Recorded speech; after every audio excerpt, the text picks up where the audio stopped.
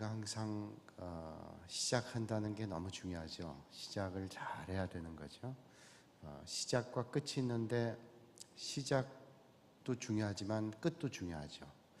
시작과 끝을 중요한 것을 따진다면 어떤 게 더 중요할까요? 뭐 말할 것도 없이 끝이 더 중요하죠.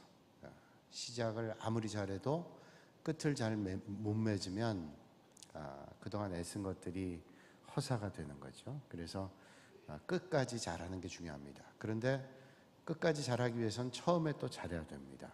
처음이 중요한 거죠. 마지막까지 잘하기 위해서 오늘 수요예배 여러분들이 나오셨는데 2019년도 수요예배 하나님 앞에 드리시는 여러분들이 온 마음을 다해서 끝까지 믿음의 길을 잘 걸으셔서 하나님 앞에 상과 칭찬만 받으실 수 있기를 바랍니다.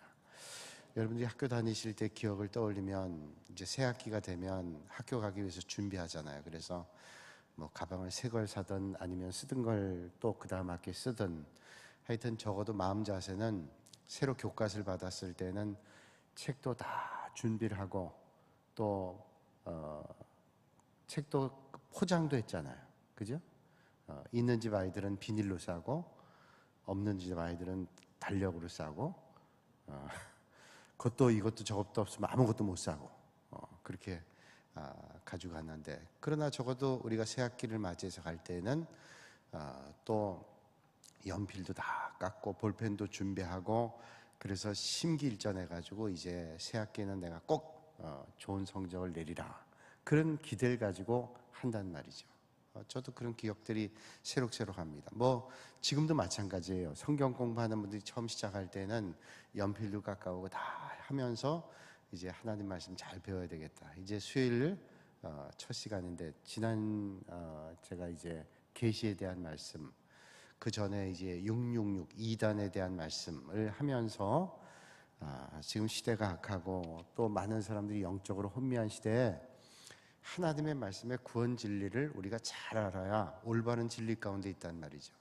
우리 믿음의 성도들이 지금 신천지에 빠지고 잘못된 길에 자꾸 빠지고 이걸 방치해둘 수 없다는 거죠. 그러니까 적어도 우리가 힘을 내서 하나님의 말씀의 원리를 깨닫게 되면, 아니 이단은 잘못된 그 교리에 기초를 놨는데도 믿음의 성도들 현혹하는데 올바른 진리에 서 있으면 아무리 악한 영들이 우리를 미혹한다 할지라도 안 넘어지는 게 당연하잖아요.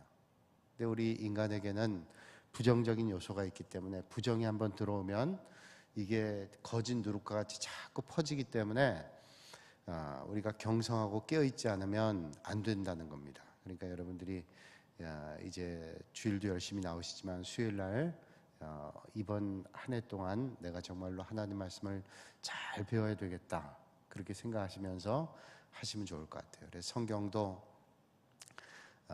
잘 보시면서 성경에 또 밑줄도 쳐보고, 저도 공부하면서 밑줄 쳐보니까요, 밑줄 치는 거는 너무 진한 색깔로 칠하면 금방 뒤에 배겨 나와가지고 뒷면이 잘 안 보이더라고요. 그래서 제가 생각해 본 것 가운데 가장 안 뒤에 나오는 게 연필, 그 색연필. 색연필로 밑줄을 살짝 치면 보이기도 잘 보이고 오랜 세월이 지나도 뒷면이 별로 배겨 나가지 않더라고요. 그래서 여러분들이 중요한 내용들은 이렇게 밑줄 쳐가면서 하나님 말씀을 배우고 나가면 나중에 세월이 지나도 이때 어떤 말씀을 배웠구나 하는 것들을 떠올릴 수 있다 하는 생각이 듭니다. 그래서 수요 기도의 시간에는 우리가 하나님 앞에 기도하고 말씀을 잘 배울 수 있는 그런 시간이 되면 좋겠어요. 이준형이라고 하는 분이 있어요. 29살짜리 젊은인데 이 이준형이라고 하는 청년이 이런 고백을 하고 있습니다. 한방눈 쌓인 눈길에 뽀도독 뽀도독 하는 소리를 듣고 싶다. 고향집에 뽀글뽀글 하는 뚝배기에 청국장 끓는 소리를 듣고 싶다. 준영아, 그리고 부르는 어머니의 다정한 소리를 듣고 싶다. 자, 왜 이 사람은 이렇게 듣고 싶은 소리들이 있을까요? 귀를 멀었어요. 청각 장애를 입었습니다. 20대 중반까지만 해도 아주 또 또렷또렷하게 모든 걸 들을 수 있는, 또 체격도 건장한 그런 젊은이였는데 20대 중반이 아니라 19살까지는 잘 들었는데 19살 때, 그러니까 고3 때예요. 고3 때 길을 가다가 큰 스피커가 있는, 뭐 전파상인지 어딘지는 모르겠지만 하여튼 큰 스피커가 놓여 있는 곳을 지나는데 갑자기 그 스피커에서 큰 소리가 펑 하고 터졌어요. 그 소리에 정말로 순식간에 귀 두 개를 잃어버린 거예요. 그래서 병원에 갔더니 한쪽 청각은 완전히 잃어버렸고 한쪽 청각은 다행히 70%가 살아있다는 거예요. 아유, 그래도 다행이다 생각하고 그 한쪽 귀로 듣게 되죠. 한쪽 귀로. 우리가 하나님께서 둘씩 준 데는 다 이유가 있단 말이죠. 그래서 두 개 가운데 하나만 있다는 게 얼마나 불편한지 몰라요. 눈도 둘로 보는데 둘로 보다가 하나로 보면 하나마저도 과부하가 걸려가지고 그 기능도 잃어버릴 때가 많아요. 제가 부산에서 목회할 때 은퇴하신 장로님 가운데 한 분이 새벽 기도에 늘 열심히 나오셔서 이 앞자리에 계서 예배 드리시는 계세요. 그래서 그분은 본인이 운전해가지고 이렇게 나오시는데 그 당시 한 70대 중반에서 후반으로 가고 계셨어요. 뭐 하루를 새벽 기도를 안 빠지시고 열심히 나오시는데 그분이 눈 수술 때문에 이 병원에 입원하셨다 그래서 신방을 갔는데 그 장로님 그런 말씀하시는 거예요. 내가 한쪽 눈은 안 보입니다.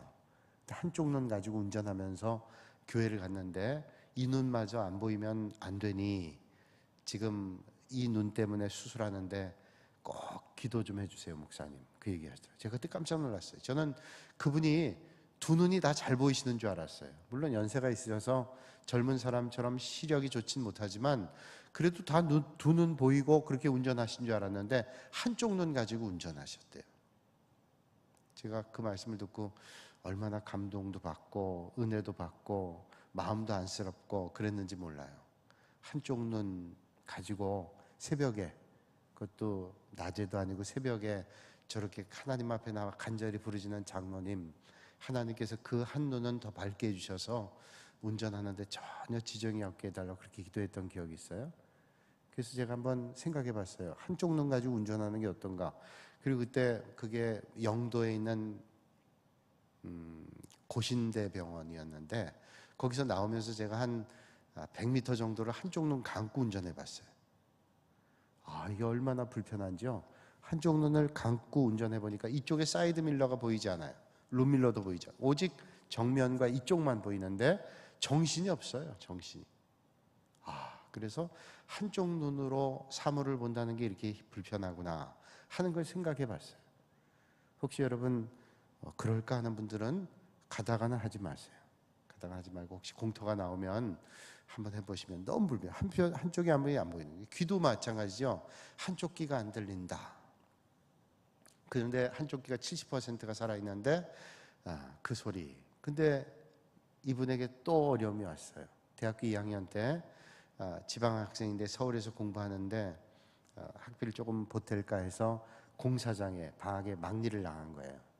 근데 공사장에 막 진동 소리, 기계음 소리, 이게 한쪽 귀에 모든 게 다 들어가니까 얼마나 이게 방해가 됐겠어요. 그래서 그쪽 청각마저도 이제 손볼 수 없을 정도로 병원에서 이제는 그냥 그 청각을 잃어가는 것으로 끝날 수밖에 없다는 그런 진단을 받았어요. 점점 소리가 죽어가는 거예요. 이 사람에게는 어머니가 준영아 부르는 그 소리를 듣고 싶고 청국장 뚝배기 긁는 그 소리를 듣고 싶고 눈 밟을 때 뽀도독 하는 소리를 듣고 싶고 그런 것들이 있잖아요. 들을지 못할 때 어떤 기능이 떨어졌을 때 그 아련한 그 추억들이 그리운 것들은 너무너무 그립습니다. 저도 그 글을 읽으면서 그런 감정을 많이 가졌어요. 나도 시골길에 그 비가 온 다음에 나는 그 촉촉하고 파릇파릇한 그 냄새를 좀 맡고 싶다. 밤에 기도원 가면 기도원에서 나는 그 시골에 뭐 밥 짓는 냄새 이런 냄새들이 섞여 나오는 그런 냄새들, 이런 냄새들이 참 맡고 싶다. 그런 생각을 해볼 때 있어요. 이 글을 읽으면서 맞아, 우리가 주변에 감사한 일들이 얼마나 많이 있는지 그걸 잊어버리고 산다. 라고 하는 생각해요. 한편 생각하면서 그 사람은 그런 소리를 못 듣는데 나는 그런 소리를 들을 수 있으니 그것도 감사한 거다, 그런 생각을 해봤어요. 근데 이분이 이제 귀를 점점 먹어간다고 의사가 진단했는데 받아들일 수 없는 거예요. 내가 이 젊은 나이에 29 나이에 듣지 못한다. 그럼 내가 듣지 못하면 내가 지금 할 수 없는 일들이 얼마나 많을까, 그리고 내가 할 수 있는 일들이 얼마나 있을까를 생각해 보니까 뭐 장애가 너무 많다는 거예요. 취직을 할래도 이것 때문에 이제 핸디캡이 될 것이고, 살아가는데 얼마나 어려울까. 한쪽 귀만 들을 때는 그래도 부르면 이쪽에서 불러도 반대로 고개를 돌기도 해도 하여튼 반응이 되는데 이젠 반응도 안 될 거 아니에요. 그럼 내가 어떻게 할까 하는 그런 고민을 갖게 됐대. 그러면서 깨달음이 있었어요. 이 총력을 다 읽고 나서 이분이 아픔의 바다, 자기가 표현하기를 아픔의 바다를 헤매다가 마음의 소리를 들을 수 있게 됐대요. 그러니까 밖의 소리가 안 들리니까 어떤 소리에 집중하기 시작했냐면 내적인 소리를 집중하게 됐대요. 내면의 소리. 그 내면의 소리, 밖에서 소리는 하나도 안 들립니다. 적막합니다. 그러다 보니까 내면의 소리를 자꾸만 듣기 시작하는. 그러면서 이분이 내면의 소리를 들으면서 주님을 깊이 만났어요. 그전에도 예수님을 알던 사람인데 이제 아무것도 안 들리는, 밖에서 들리지 않는 그 순간에 내적인 소리를 집중하다가 내면에 말씀하시는 주님의 소리를 듣게 되는 거예요. 내 마음에 말씀하시는 주님의 소리를 듣게 됐다 그래요. 그래서 마태복음의 말씀이 정말로 마음이 청결한 사람이 천국을 본다는 그 말씀이 마음속에 아주 깊이 깨달아졌대요. 그래서 내면의 소리, 주님의 소리를 들을 수 있게 됐다. 여러분, 올 한 해는 눈으로만 아니라 귀로만 아니라 마음으로 주님을 만나셔서 주님의 그 놀라우신 역사하심을 여러분 마음속에 깨달을 수 있는 복 있는 한 해가 되시기를 주님의 이름으로 축복합니다. 그래서 올 한 해가 하나님의 은혜가 넘치는 그런, 그게 계시죠. 하나님께서 내 마음에 말씀하시는 소리. 여기 계신 분 가운데 혹시 육성으로의 하나님의 소리를 들으신 분이 계신지 모르겠어요. 그러나 여러분들이 하나님께서 말씀하시는 것을 어떤 때는 이게 틀림없이 하나님이 하시는 말씀이다라는 것을 의심 없이 들어본 분도 계실 거예요. 그건 육신의 소리는 아닙니다. 세상의 소리는 아닌데 마음에 하시는 소리인데 틀림없는 확신으로 들려지는 소리를 들으신 분도 계실 거예요. 그렇게 우리에게 말씀하시는 게 뭐냐? 계시라고 하는 겁니다. 계시. 이 계시는 하나님께서 우리에게 말씀해 주시는 건데 흔히 얘기하면 하나님이 직접 말씀하시는 걸 직통계시라 그러고 간접적으로 말씀하시는 것을 간접계시다, 그렇게 얘기해요. 직통계시와 간접계시. 직통계시 뭐냐면 우리가 가장 듣고 싶어하는 게 직통계시예요. 하나님께서 이 사업을 해야 될까요, 말아야 될까요? 그러면 하나님께서 그거 해라, 하지 마라. 그러면 얼마나 명료하겠어요. 그렇게 직접 말씀하시는. 근데 그런 게 별로 없어요. 어떤 사람이 하나님께서 말씀하셨다는데 물어보면 하나님께서 직접 말씀하신 게 아니라 삶의 자리를 통해서 하나님께서 나에게 마음의 확신으로 주시는 말씀이었다는 거예요. 그런데 거기엔 또 위험도 있어요. 자기 생각이 거기 너무 빠져져 있으면 하나님의 말씀인지 자기의 생각인지 혼동돼서 이게 오해를 할 수도 있단 말이에요. 오해를 하고 하나님의 생각이 아니고 자기의 생각인데 하나님의 생각인 것처럼 판단을 하면 이게 얼마나 잘못되겠어요. 그럼 하나님은 어떻게 계시하는가? 오늘 우리가 요한복음 20장 30절 31절 말씀을 읽었는데 제가 30절 31절 다시 한번 읽어드릴게요. 뜻을 잘 생각하시면서 들으세요. 왜 우리가 성경 말씀이 계시라고 하는지. 예수께서 제자들을 앞에서 이 책에 기록되지 아니한 다른 표적도 많이 행하셨으나, 자, 성경에 기록되지 않은 많은 기적도 행하셨대요. 그러나 오직 이것을 기록함은 너희로 예수께서 하나님의 아들 그리스도이심을 믿게 하려 하며 너희로 믿고 그 이름을 힘입어 생명을 얻게 하려 함이니라. 자, 이 성경 말씀을 기록한 건 어떤 의미예요? 우리가 예수 그리스도를 하나님의 아들이심을 믿고 우리가 생명, 영원한 생명을 얻게 하기 위해서 하나님께서 생명의 책, 성경책을 우리에게 말씀해 주고 있다는 거예요.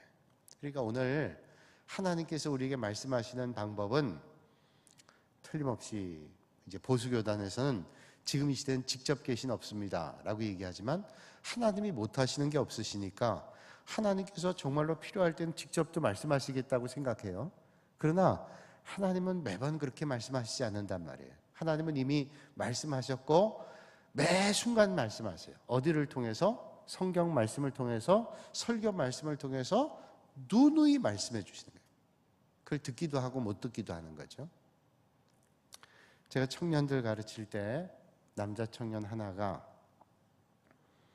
그 교회 청년부에 있는 여자 청년을 좋아했던 것 같아요. 근데 좋아하는 게 도가 지나쳤어요. 그래서 별로 안 좋아하는데 여자 청년은 계속 쫓아다니고, 요즘으로 얘기하면 스토커 같이 쫓아다니고, 너무 심하게 하다가 나중에 집까지 찾아가는 거예요. 여자 청년 집까지 찾아가서 하나님께서 나에게 이 자매를 줬다고, 그러니 나하고 결혼하게 해달라고. 그러니까 이 여자 청년이 얼마나 답답해요. 자기는 아무런 감정도 없는데, 아무런 마음도 열려지지 않은데 이 청년이 좀 지나치게 한다는 거예요. 뭐 있던 정도 다 떨어지지 않겠어요? 그러면 그렇게 와서 제가 물어봤어요. 그 여자 청년한테 저 남자 청년이 전혀 마음이 없냐 그랬더니 아주 그냥 안 좋은 정도가 아니라 아주 지긋지긋하대요. 아주 그림자만 봐도 너무 무섭대요.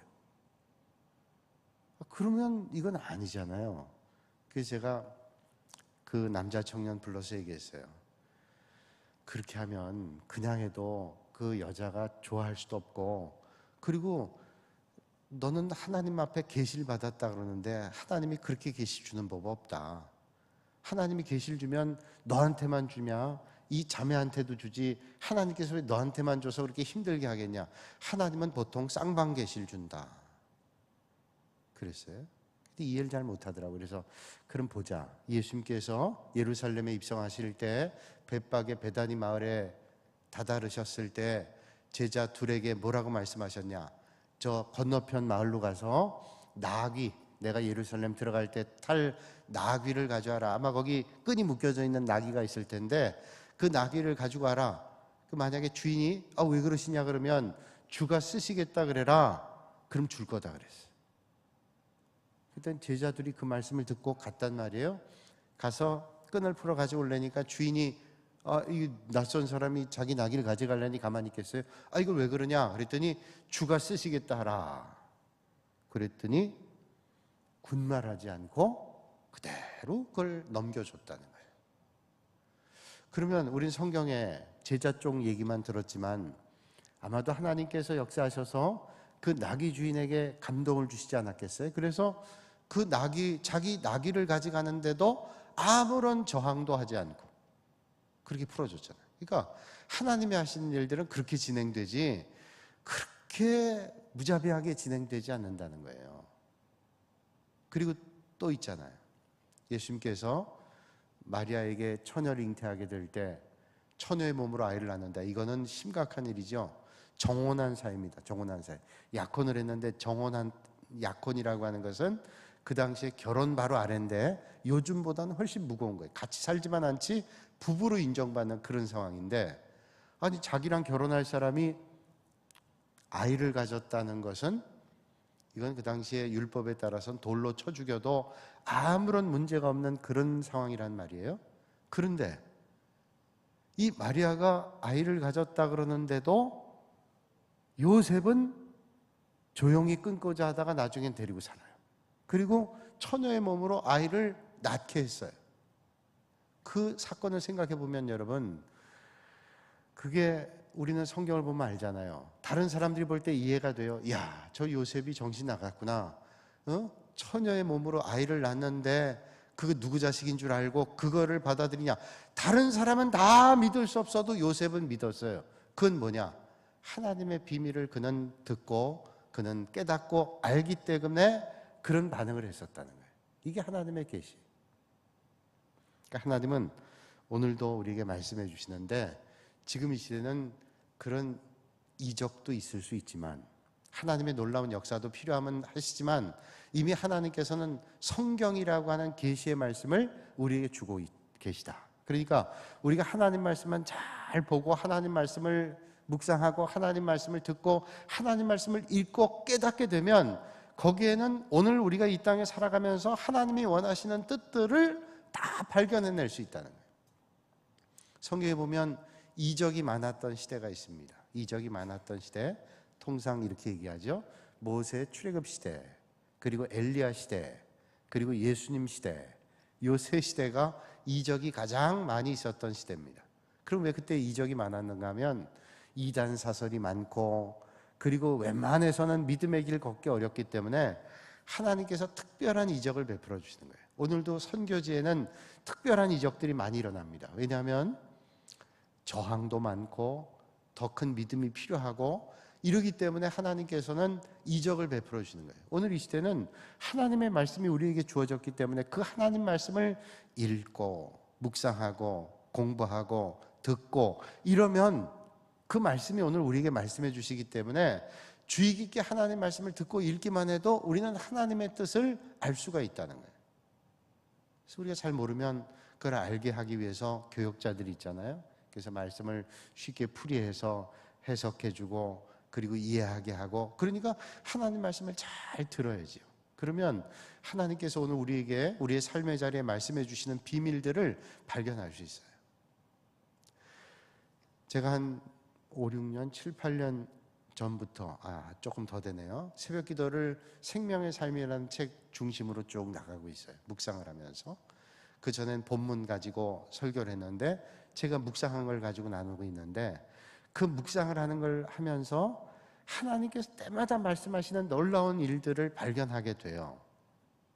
하나님의 말씀은 생명력이 있기 때문에 이건 유기적 관계를 계속 우리에게 줍니다. 죽어있는 말씀이 아니에요. 살아있는 말씀이기 때문에 어떤 순간에도 이 말씀이 우리에게 적용되는 거예요. 그래서 어떤 때는 제가 말씀을 읽다가 이 말씀은 수천 년 전 말씀이 아닌 것 같다, 많이 느껴요. 그 수천 년이라는 긴 세월이 있는데, 그런 긴 세월이 간극처럼 있는데, 그 긴 세월이 있는데도 하나님의 말씀이 오늘 이 시점에, 오늘 나의 자리에, 오늘 우리의 자리에 너무너무 적절하게 주시는 말씀들이란 말이에요. 그러니까 이 말씀은 생명력이 있는 말씀이에요. 살아있는 말씀이에요. 저에게만 그러겠어요? 오늘 여러분에게도 하나님의 말씀을 통해서 그런 역사가 반드시 일어나게 될 줄로 믿습니다. 그래서 신학자들은 오늘은 성경의 시대입니다, 그렇게 얘기를 해요. 성경의 시대는 뭐냐? 하나님의 말씀으로 계시해 주신다. 다시 말하면 하나님께서 성경 말씀을 통해서 말씀해 주신다. 근데 우리가 유의해야 될 것은, 그러면 이적도 없고 놀라운 일이 없냐? 있습니다. 있어요. 어떤 보수적인 분들은 절대로 없다 그러는데, 저는 절대로 없다라는 말은 할 수 없어요. 왜냐하면 오늘도 놀라운 일들이 있거든요. 놀라운 일들이 있다고 다 하나님의 역사는 아니지만, 하나님이 하신다면 못할 일이 어디 있어요? 우리는 하나님의 역사를 제한할 수 없잖아요. 그러니까 하나님의 역사는 오늘도 계속되지만 하나님께서 특별할 때 외에는 굳이 그렇게 하시지 않는다. 왜? 이미 틀림없이 하나님의 말씀을 우리에게 주셨기 때문에 이 하나님의 말씀을 잘 배우고 듣고 묵상하고 훈련하면 그 하나님의 말씀을 통해서 우리는 하나님의 뜻을 알 수 있다. 제가 주일날 잠깐 말씀드렸지만 계시라는 건 뭐냐? 감추인 것을 드러낸다, 베일을 벗는다, 이런 뜻을 가지고 있어요. 감춰 있는 것이 드러나요. 그러면 알게 되죠. 베일을 벗으면 그 형태를 알게 됩니다. 파스칼은 일찍이 말하기를 하나님은 숨겨지신 하나님이다, 잘 알 수 없다는 거예요. 그 당연하죠. 어떻게 우리가 하나님을 다 알 수 있어요? 나도 나를 잘 모르는데 어떻게 하나님을 알 수 있어요? 10길 물속은 알아도 한 길 사람 속은 모른다. 사람 마음 잘 모르잖아요. 자기도 자기 마음 잘 모를 때도 있고, 어떤 때는 내가 이걸 좋아하는 건지 싫어하는 건지 잘 모를 때도 있잖아요. 그러니까 어떤 사람이 이 물건이 좋다 그러면 사람들이 우르르 가서 그 물건 사요. 저기 음식이 좋다 그러면 우르르 가서 먹어요. 그건 거기 휩쓸려 가는 거예요. 그러니까 내 마음이 어떤지도 사실은 어떤 때를 잘 모를 때도 있다는 거죠. 그런데 우리와 너무도 다른 하나님을 우리가 어떻게 잘 알 수 있어요? 잘 알 수 있는 비결은, 그나마 우리가 알 수 있는 비결은 하나님께서 베일을 벗고 우리에게 열어주셔야 그 열어주시는 것만큼 우리는 알 수 있어요. 아마 그것도 다 알 수 없겠지만, 그래서 그 너무 다른 하나님을 우리가 이해하기 어려우니까 그 하나님을 잘 알기 위해서 예언자를 보내주셨어요. 예언자. 그래서 구약에 보면 예언자를 보내셔서 하나님의 말씀을, 비밀을 깨닫게 하시고 내일을 보게 하시고, 이게 예언자들이 했단 말이죠. 자, 그럼에도 우리가 잘 알 수 없습니다. 근데 이 하나님께서 우리에게 오늘 말씀하시는 걸 잘 깨닫고 믿음 생활하면 우리는 틀림없는 믿음 생활하게 되죠. 낭비하지 않고, 헛된 길 하지 않고, 뒷걸음질하지 않고, 퇴보하지 않고 올바른 믿음 생활하니까 우리는 아주 정확한 믿음 생활하기 위해서 올바른 믿음의 자리에 서는 게 너무 중요하다라고 하는 겁니다. 제가 언젠가도 그런 말씀드렸는데, 월남전에서 유엔 월남전에 참전했던 미군들, 우리 한국군들이 베트콩 하나를 잡는데 몇 발을 쏴서 잡았는가 하면 2만 발을 쏴서 잡았대요. 제가 대학교 2학년 때까지 교련을 배웠는데 그런 전쟁사에 그런 얘기가 있다고 교관이 얘기하시더라고요. 그래서 질문했어요, 어떤 학생이. 아니 2만 발에 한 명이 죽는다니요? 그게 가능한 일입니까? 2만 발이면 얼마나 많은데. 그때 교관이 그런 말이에요. 그러니까 2만 발에 한 명 죽었다는 것은 그 전쟁에 총으로 죽은 사람 별로 없다는 거예요. 총알로. 뭐 파편이 튀었거나 지뢰를 밟았거나 박격포탄이 날라왔거나 포탄으로 맞아 죽은 거지 총알로 맞아 죽은 사람은 별로 없다는 거예요. 그러니까 그분이 얘기하는 거예요.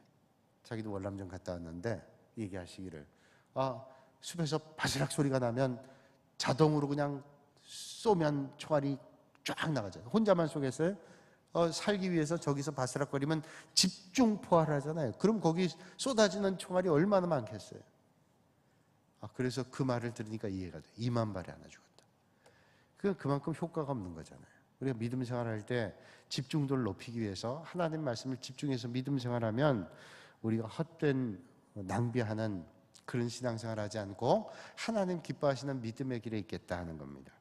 그 계시에는 일반 계시와 특별 계시가 있어요. 일반 계시는 삼라만상을 통해서 하나님의 뜻을 아는 거예요. 특별 계시는 특별한 일을 통해서 알게 되는 거예요. 특별한 영적인 특별한 일들. 그러니까 이게 특별 계시죠. 일반 계시는 삼라만상 통해서 우리에 주어지는 모든 일들을 통해서 알게 되는 거예요. 찬송가 566장 보면 사랑의 하나님 귀하신 이름은 온 천하 만물은 그림책 같으니 그 고운 그림 보아서 그 사랑을 알아요. 온 천하 만물이 그림책 같은데 그 그림책 같은 세상을 보면서 그 그림책 같은 세상을 보면서 누구를 아냐면 하나님의 사랑을 알 수 있대요. 이 가사가 참 너무 정확하잖아요. 우리는 믿음의 성도들은 세상을 보면서 아름다운 자연을 보면서 하나님을 봐요. 지난번에 우리 청년들이 베트남에 단기 선교를 갔는데 베트남의 호치민 대학 아이들이 한국어과 아이들이 6명인가 나와서 같이 사역을 했대요. 집 짓기 할 때 같이 사역했는데 한국말도 하고 걔들이 영어도 하니까 우리 청년들이 한국말도 했다가 영어도 했다가 뭐 이렇게 하면서 의사소통을 했대요. 의사소통을 하는데 저도 그 얘기를 듣고 참 감명받은 얘기가 있어요. 그 아이들한테 뭐 얘기를 하다가 나무 숲들이 거기는 다 파랗잖아요. 거긴 푸른 늘 여름이니까. 근데 우리나라는 빨갈 때도 있고 이게 푸를 때도 있고 가지만 앙상이 남을 때도 있고 그런 사진을 보여줬더니 이해를 못하더래. 그러니까 저는 그걸 보면서 우리가 사시사철을 만나서 봄에는 봄대로, 여름엔 여름대로, 가을엔 가을대로, 겨울엔 겨울대로 이 자연을 느낄 수 있는 것은 하나님이 정말로 우리 민족을 축복해 주시는 큰 사랑이구나. 그 사람들은 푸른 초원밖에 못 봐요. 그런데 우리는 철마다 이렇게 보고 또 눈도 보고, 그러니까 남쪽에 있는 사람들이 눈 보러 오잖아요. 눈 보러. 또 그러니까 참 얼마나 하나님이었는지. 우리 믿음의 성도들이 이 말씀이 딱 맞잖아요. 세상 만물을 보면서 단풍을 보면서 믿음의 성도들은 단풍 가서 야 아름답다, 하나님의 손길이 얼마나 아름답지. 그러면서 우리는 찬송은 늘 똑같이 이거 하잖아요. 참 아름다워라 주님이 주신 세상. 이건 너무너무 아름답기 때문에 어떻게 이렇게 아름다울까. 그러니까 이런 것들을 통해서 하나님의 하시는 일들을 보는 것이 바로 일반 계시. 그래서 우리는 믿음으로 볼 때 오늘도 우리는 못 보던 걸 훨씬 볼 수 있어요. 패트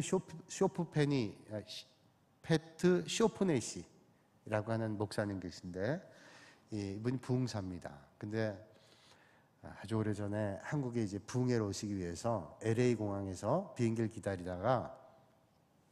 기다리는데 아래층에 테러범이 폭탄을 설치했어요. 그걸 몰랐죠. 이 목사님 비행기를 기다리면서 이제 대합실에서 이제 시간 되면 게이트로 가려고 그러고 있는데 그 폭탄이 터진 거예요. 그 폭탄이 터지면서 완전히 매몰되고 그 목사님 주변에 있는 사람은 다 죽었어요. 근데 이 목사님도 죽진 않았지만 병원에 갔는데 살아날 가능성이 30%밖에 안 됩니다. 그런데 하나님의 은혜로 살아나셨어요. 그러니까 이제 한국에 와서 부흥회하는 걸 못했잖아요. 못하고 이제 몇 해가 지난 다음에 치료받고 또 오게 돼서 그런 간증하는데, 내가 몇 년 전에 오기로 했었는데 공항에서 테러를 당해가지고 이랬습니다. 근데 이렇게 복음 전하게 되니 너무 감사합니다. 그런 이제 요지로 말씀 전했다 그래요. 한 분이 물었대요. 정말 목사님 감사하세요? 원망하지 않으세요? 내가 그 자리에 없었더라면, 한국 집회가 없었더라면, 그리고 그 자리에만 내가 있지 않았더라면 하는 원망은 혹시 없으셨어요? 라고 물었대요. 그랬더니 이 쇼페니 목사님이 이런 말씀했대요. 천만에요. 나 원망하지 않습니다. 하나님께서는 거기에 폭탄이 설치되어 있는 것도 아시고 테러범이 와서 다 그런 일들을 준비한 것도 아셨어요. 그리고 내가 여기에 서서 비행기를 탈 줄도 하나님은 아셨어요. 근데 하나님 내버려 두셨어요. 왜 그러셨을까요? 하나님은 선한 길로 인도하시는 분인데 나를 망하도록 죽도록 아닐 거예요. 하나님께 우연이 없어요. 우리는 우연인 줄 알지만 하나님의 손에는 우연이 하나도 없어요. 만약에 그런 일을 겪어야 된다면 아프고 힘들지만 그 일을 통해서 하나님의 뭔가를 보이시려고 하는 걸 거예요. 다 설명하고 이해할 수 없지만 적어도 저를 볼 때는 저는 지금 너무 감사해요. 저는 지금 이 오른쪽 다리 하나를 잃었거든요. 이 목사님이 오른쪽 다리 하나를 잃었지만은 이 오른쪽 다리 하나 잃은 걸 가지고 전 세계를 돌아다니면서 그때 일들을 간증하면서 하나님의 역사를 지금 힘있게 복음 전해요. 그걸 볼 때 하나님의 손길은 절대로 실수가 없답니다. 나는 하나님께 원망하지 않고 하나님께 감사해요. 그리고 나는 하나님 때문에 해를 입은 사람이 아니라 더 큰 은혜를 입은 사람이에요. 이거 믿음이 없이 가능해요? 믿음이 없이는 가능한 일이 아니에요. 믿음을 가지고 있어야 이해할 수 있는 일이에요. 세상 사람들이 볼 때는 그건 이해할 수 없는 일이에요. 그러나 믿음의 사람은 이해할 수 있어요. 이 일을 통해서 하나님 하시는구나. 오늘 우리의 삶의 자리도 적용하실 수 있을 거예요. 여러분 삶의 자리에 어떤 때는 어려운 일도 있습니다. 그건 안 겪었으면 좋겠어요. 저도. 근데 어쩔 수 없이 겪게 된 일이라면 그 일을 통해서 하나님의 역사가 일어나고 거기에 역사하시는 하나님을 우리가 볼 수 있는 믿음의 사람이 오늘도 하나님의 역사를 반드시 경험하는 축복의 자리가 되게 될 줄로 믿습니다. 우리가 한 사람 한 사람 보면 다 하나님의 놀라운 손길이잖아요. 저는 이렇게 보면 참 놀라워요. 저는 이제 가족들을 많이 알잖아요. 그러면 저분 아이들 보면 비슷하다. 어떤 아이들은 똑같을 때도 있어요. 미니어처 같아요. 그래서 딱 축소해서 있는 사람 같기도 하고. 지난 성탄절 때 전주일날 주양이가 와서 사회 봤잖아요. 이렇게 머리 두는데 김지원, 이렇게 두는데 김고은, 이렇게 하는데 김방경. 이성자 원사님 섭섭하 이렇게 하니까 이성자. 그 다 있어요. 그 주양이만 그랬겠어요? 다 있어요, 다. 그러니까 하나님의 놀라우신 손길이 우리에게 있는데 오늘 우리에게는 예수님의 흔적이 있단 말이죠. 하나님의 흔적이 우리에게 있어요. 그래서 하나님의 속성이 무소부지하심, 전지전능하심, 이런 여러 가지 속성이 있는데 우리에게도 하나님의 속성이 묻어 있잖아요. 그 하나님의 속성을 발견하고 믿음의 길 걷는 게 잘 걷는 겁니다. 일반 계시니까 오늘 우리의 삶에서 하나님의 역사를 보는 거예요. 그러니까 오늘 우리의 삶의 자리에서 하나님의 말씀을 통해서 잘 보시면 거기서 말씀하시는 역사가 있을 거예요. 제가 부산에서 목회할 때 벌써 한 25년, 30년 거간인데 제가 이제 거기서 목회하면서 있을 때 독일의 비스바덴이라는 곳에 한인교회 담임 목사로 가게 될 뻔한 적이 있어요. 그쪽에서는 다 허락이 되고 이제 그럼 가야 되겠다. 제 마음속에는 내가 신대원 마치고 독일로 유학 가고 싶었는데 여건도 안 되고 돈도 안 되고 뭐 생활도 안 되고 뭐 여러 가지도 안 되고 그래서 안 되겠다. 그렇게 생각했는데 어느 날 갑자기 그 길이 열리는 거예요. 거기서 목회하던 제 친구가 이제 거기서 목회하다가 학위도 다 마치고 그러면서 미국으로 가게 되면서 저를 소개했어요. 그래서 아주 전격적으로 하게 됐어요. 그래서 이제 그럼 가야 되겠다 생각하는데 제 아내가 그래도 이 교회 목사님이 불러주셨는데 그래도 몇 해 더 있다 가야지 이렇게 가면은 너무 섭섭하지 않냐. 그래도 제가 부목사에서 담임 목사로 가는 거니까 그건 이해하실 거다. 목사님도 담임 목사로 가니까 흔쾌히 그런 생각 하셨었어요. 나중에 얘기 들으니까.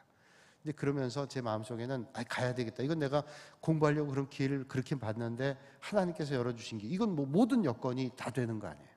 거기 가면 목회하니까 집도 있지, 자리도 기반 잡히지, 또 공부할 수 있는 길도 열어준대지. 얼마나 좋은 거예요. 이거는 하나님께서 딱 예비하신 길이라고 생각했어요. 그래서 이제 교육자실에서 이제 거기 있는 선임 목사에게 제가 이제 팩스로 내가 티켓팅 지금 다 했고 티켓팅까지 해서 독일로 프랑크푸르트에서 이렇게 바깥하고 가겠습니다. 하이델베르크로 그렇게 이제 다 해놓고서 팩스를 보내려고 딱 팩스를 들고 있을 때예요. 그런데 교육자실에 권사님 한 분이 머리 하얀 노권사님이 한 분이 들어오셨어요. 저는 그 교회 부임해서 그 권사님 처음 뵀어요.